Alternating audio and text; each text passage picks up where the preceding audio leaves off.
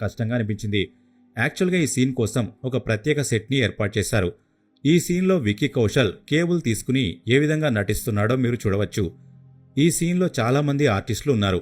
ఆశ్చర్యకరమైన విషయమేంటంటే ఈ సీన్లో ఛత్రపతి సంభాజీ మహారాజ్ తరఫున పోరాడుతున్న వారైనా కావచ్చు, లేదా అతనికి వ్యతిరేకంగా పోరాడుతున్న మొఘల్ సైనికులైనా కావచ్చు, వాళ్లందరూ కూడా ఈ సీన్లో నిజంగానే పోరాడినట్టుగా నటించారు.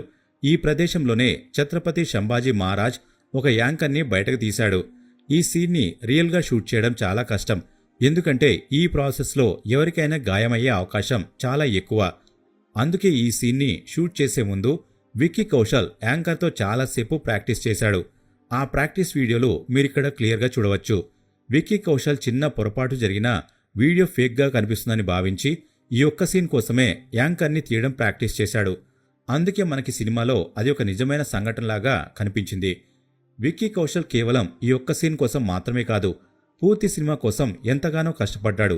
ఈ సినిమాలో ఛత్రపతి సంభాజీ మహారాజుగా కనిపించడం కోసం అతను చాలా బరువు పెరిగాడు. అలానే ఖడ్గయుద్ధం కూడా నేర్చుకున్నాడు.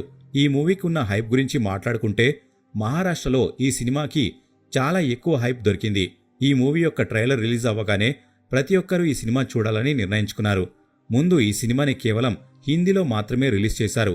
కానీ తర్వాత తెలుగు రాష్ట్రాలలో పెరుగుతున్న డిమాండ్ వల్ల ఈ సినిమాని తెలుగులో కూడా రిలీజ్ చేశారు. ఈ మూవీ టైటిల్ అనౌన్స్ చేసిన తర్వాత చాలా మందికి చావా అంటే ఏంటో తెలిసింది. మీలో చాలా మందికి ఛత్రపతి శివాజీ మహారాజ్ గురించి తెలుసు, కానీ అతని కొడుకైన ఛత్రపతి సంభాజీ మహారాజ్ గురించి తెలియదు. ఈ సినిమాని చూసిన తర్వాత